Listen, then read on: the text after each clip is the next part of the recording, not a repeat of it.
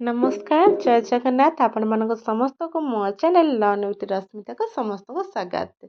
ଆଶା କରୁଛି ଆପଣମାନେ ସମସ୍ତେ ଭଲରେ ଥିବେ। ଯଦି ଆପଣମାନେ ମୋ ଚ୍ୟାନେଲକୁ ନୂଆ କରି ଭିଜିଟ୍ କରୁଛନ୍ତି ତାହେଲେ ମୋ ଚ୍ୟାନେଲକୁ ଲାଇକ୍ ସେୟାର ଆଉ ସବସ୍କ୍ରାଇବ୍ କରିବାକୁ ଜମା ବି ଭୁଲିବେନି।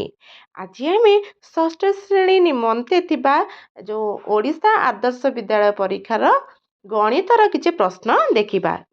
ଗଣିତର ଟପିକ୍ର ନାଁ ହେଉଛି କୋଣ ଓ ତାର ପରିମାପ। ତ ଡେରି ନକରି ଚାଲନ୍ତୁ ଆରମ୍ଭ କରିବା। ଆମେ ସମସ୍ତେ ଜାଣିଛେ କୋଣ ହେଉଛି ତିନିଟା କୋଣ ଅଛି। ଗୋଟେ ହେଉଛି ସୂକ୍ଷ୍ମ କୋଣ, ସମକୋଣ ଆଉ ଗୋଟେ ହେଉଛି ସ୍ଥୂଳ କୋଣ। 90 ଡିଗ୍ରୀରୁ ଯେଉଁ କୋଣର ପରିମାଣ କମ୍ ସେଟା ସୂକ୍ଷ୍ମ, 90 ଡିଗ୍ରୀ ହେଲେ ସେଟା ସମକୋଣ ଏବଂ 90 ଡିଗ୍ରୀରୁ ଅଧିକ ହେଲେ ତାହା ହେବ ସ୍ଥୂଳ କୋଣ। ତ ପ୍ରଥମ ପ୍ରଶ୍ନ ଦେଇଛି ଯେଉଁ କୋଣର ପରିମାଣ 129 ଡିଗ୍ରୀ ତାକୁ କି ପ୍ରକାର କୋଣ କୁହାଯିବ। 90ରୁ ଏଟା ଅଧିକ ଅଛି ତେଣୁ ଏଟା ହେବ ସ୍ଥୂଳ କୋଣ, ଅପସନ୍ ନମ୍ବର ସି। 2 ନମ୍ବର ପ୍ରଶ୍ନ ଯେଉଁ କୋଣର ପରିମାଣ 99 ଡିଗ୍ରୀ ତାହାକୁ କି ପ୍ରକାର କୋଣ କୁହାଯିବ। 99 ଡିଗ୍ରୀ କଲେ ଏହା 90 ଡିଗ୍ରୀରୁ କମ୍ ଅଛି ତେଣୁ ଏହାର ସଠିକ ଉତ୍ତର ହେବ ଅପସନ୍ ନମ୍ବର ବି, ସୂକ୍ଷ୍ମ କୋଣ। 3 ନମ୍ବର ପ୍ରଶ୍ନ କୋଣର ମାପକୁ କେଉଁ ଏକକରେ ପ୍ରକାଶ କରାଯାଏ। ଆମେ ସମସ୍ତେ ଜାଣିଛେ କୋଣର ମାପକୁ ଆମେ ଡିଗ୍ରୀ ଏକକରେ ପ୍ରକାଶ କରୁ। ତ ଏହାର ସଠିକ ଉତ୍ତର ହେଉଛି ଅପସନ୍ ନମ୍ବର ଏ। ଯିବା ପରବର୍ତ୍ତୀ ପ୍ରଶ୍ନକୁ। ଏଲ୍ ଅକ୍ଷରରେ କେତୋଟି ସମକୋଣ ଅଛି। ଏଲ୍ ହେଉଛି ଗୋଟିଏ ଅକ୍ଷର ଅଛି ନା ନାହିଁ, ତ ତା ଦେହରେ କ'ଣ ଗୋଟିଏ କୋଣ ଅଛି, ସେଟା ହେଉଛି ଗୋଟିଏ ମାତ୍ର ସମକୋଣ ଅଛି। 5 ନମ୍ବର ପ୍ରଶ୍ନ ନିମ୍ନରସ୍ଥ ଚିତ୍ରରେ କେତୋଟି କୋଣ ଅଛି। ତ କେତେଟା କୋଣ ଅଛି, ଏଟା ହେଉଛି କେତେ ଭୁଜ 1 2 3 4 5, ଏଟା ପଞ୍ଚଭୁଜ ତେଣୁ ଏହାର ରହିବ କେତୋଟି କୋଣ 5ଟି କୋଣ ଅଛି। ଅପସନ୍ ନମ୍ବର ବି ହେଉଛି ସଠିକ ଆନ୍ସର। 6 ନମ୍ବର କ ଖ ଗ ର ପରିମାଣ କେତେ। ଏ ଚିତ୍ରଟିକୁ ବୋଲେ ମାନେ ଭଲସେ ଦେଖ। କ ଖ ଗ ଏଟା କ'ଣ ପୁରା ସିଧାରେ ରହିଛି ଏଇ କୋଣଟି, ତେଣୁ ଏଟା କି କୋଣ ହେବ ସମକୋଣ ବା 90 ଡିଗ୍ରୀ। ତ ଅପସନ୍ ନମ୍ବର ବି ହେଉଛି ଏହାର ରାଇଟ୍ ଆନ୍ସର। ଯିବା ପରବର୍ତ୍ତୀ ପ୍ରଶ୍ନକୁ। 7 ନମ୍ବର ପ୍ରଶ୍ନ ନିମ୍ନସ୍ଥ ଚିତ୍ରଟି କି ପ୍ରକାର କୋଣ। ଏଠି କୋଣଟା ହେଇଛି ପିଲେ, କୋଣର ନାଁ ହେଉଛି ଖ କ ଗ। ତ ଏଟା କ'ଣ ମାନେ ସୂକ୍ଷ୍ମ କୋଣ ଅଛି ତେଣୁ ଅପସନ୍ ନମ୍ବର ବି ହେଉଛି ରାଇଟ୍ ଆନ୍ସର। 8 ନମ୍ବର ପ୍ରଶ୍ନ ସମକୋଣ ଠାରୁ ବଡ଼ କୋଣକୁ କିଏ କୋଣ କହନ୍ତି। ସମକୋଣ କୋଣ କହିଲେ କେତେ ଆମର 90 ଡିଗ୍ରୀ, 90 ଡିଗ୍ରୀରୁ ଅଧିକ ହେଲେ ତେଣୁ ଏଟା କି କୋଣ ହେବ ସ୍ଥୂଳ କୋଣ। ଅପସନ୍ ନମ୍ବର ଏ ହେଉଛି ରାଇଟ୍ ଆନ୍ସର। 9 ନମ୍ବର ପ୍ରଶ୍ନ ଡ୍ୟାସ୍ କୋଣ ସମକୋଣ ଠାରୁ ସାନ ମାନେ 90 ଡିଗ୍ରୀରେ କମ୍ ତେଣୁ ଏଟା କି କୋଣ ହେବ ସୂକ୍ଷ୍ମ କୋଣ। ଅପସନ୍ ନମ୍ବର ବି ହେଉଛି ଏହାର ରାଇଟ୍ ଆନ୍ସର। ଯିବା ଆମେ ପରବର୍ତ୍ତୀ ପ୍ରଶ୍ନଟିକୁ। ଆୟତକ୍ଷେତ୍ରର ପ୍ରତ୍ୟେକ କୋଣ ଗୋଟିଏ ଡ୍ୟାସ୍। ଆମେ ଜାଣିଛେ ଆୟତକ୍ଷେତ୍ରକର ବିପରୀତ ବାହୁ ପରସ୍ପର ସମାନ ଏବଂ ତାର ପ୍ରତ୍ୟେକ କୋଣ ହେଉଛନ୍ତି ସମକୋଣ ବା 90 ଡିଗ୍ରୀ। ତ ଅପସନ୍ ସି ହେଉଛି ଏହାର ରାଇଟ୍ ଆନ୍ସର। ଘଣ୍ଟାରେ 3ଟା ବାଜିଥିଲା ବେଳେ ଘଣ୍ଟା କଣ୍ଟା ଓ ମିନିଟ୍ କଣ୍ଟା ମଧ୍ୟ ଉତ୍ପନ୍ନ କୋଣଟି କେଉଁ କୋଣ। 3ଟା ବାଜିଛି ମାନେ ଘଣ୍ଟା କଣ୍ଟା ରହିବ 3 ଉପରେ, ମିନିଟ୍ କଣ୍ଟା ରହିବ 12 ଉପରେ। ସେଟା କି କୋଣ ହେବ ପିଲାମାନେ, ଏଟା ହେବ ସମକୋଣ। 12 ନମ୍ବର ପ୍ରଶ୍ନ ଯେଉଁ କୋଣର ପରିମାପ 68 ଡିଗ୍ରୀ ତାହା କି କୋଣ। 68 କହିଲେ ଏଟା ସୂକ୍ଷ୍ମ କୋଣ। ତ ଅପସନ୍ ବି ହେଉଛି ରାଇଟ୍ ଆନ୍ସର। ସମକୋଣର ପରିମାଣ କେତେ ଡିଗ୍ରୀ। ମୁଁ ବହୁତ ଥର କହିସାରିଲିଣି ଏ ଭିଡ଼ିଓରେ।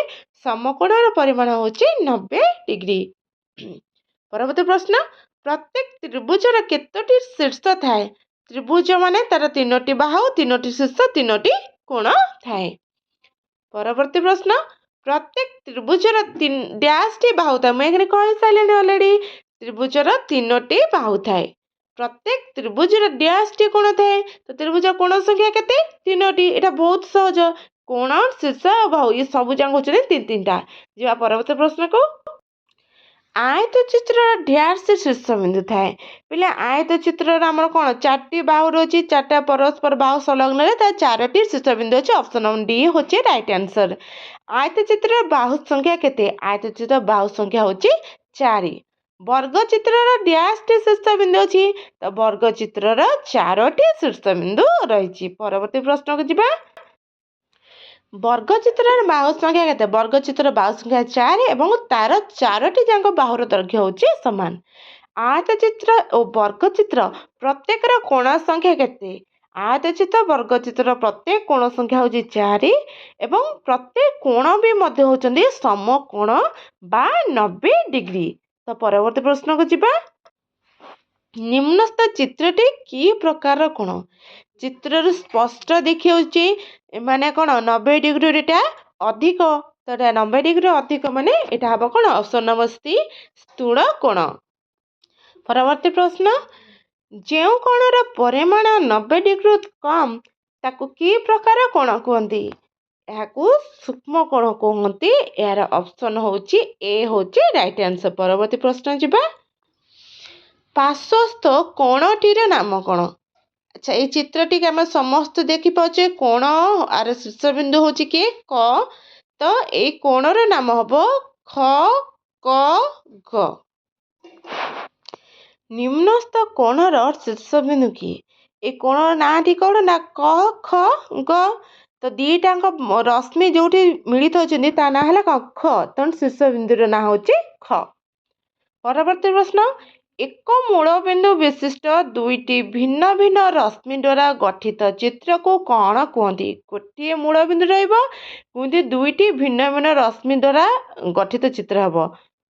ତ ଏମାନେ କ'ଣ ସୃଷ୍ଟି କରିବେ ନା କୋଣ ସୃଷ୍ଟି କରିବେ। ତ ଏହାର ସଠିକ୍ ଉତ୍ତର ହେଉଛି ଅପସନ୍ ନମ୍ବର ଡି। ଯିବା ପରବର୍ତ୍ତୀ ପ୍ରଶ୍ନଟିକୁ, ନିମ୍ନସ୍ଥ ଚିତ୍ରରେ କେତୋଟି ରଶ୍ମି ରହିଛି? ପିଲାମାନେ ଦେଖିପାରୁଥିବ ଏଠି କ ଖ ଗୋଟିଏ ରଶ୍ମି, କ ଗ ଗୋଟିଏ ରଶ୍ମି ଏବଂ କ ଘ ହେଉଛି ଗୋଟିଏ ରଶ୍ମି। ତ ମୋଟ ରଶ୍ମି ସଂଖ୍ୟା ହେଉଛି ଏଠି 3ଟି ଏବଂ କୋଣ ସଂଖ୍ୟା ଯଦି ହେବ କୋଣ ସଂଖ୍ୟା ହେଉଛି 2ଟି।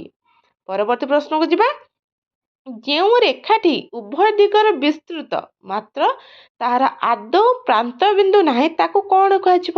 ତାକୁ ସରଳ ରେଖା କୁହାଯିବ। କାରଣ ସରଳ ରେଖାର ଆଦ୍ୟ ବିନ୍ଦୁ ନାହିଁ କି ପ୍ରାନ୍ତ ବିନ୍ଦୁ ବି ନାହିଁ। ତ ଅପସନ୍ ନମ୍ବର ସି ହେଉଛି ଏହାର ସଠିକ୍ ଆନ୍ସର।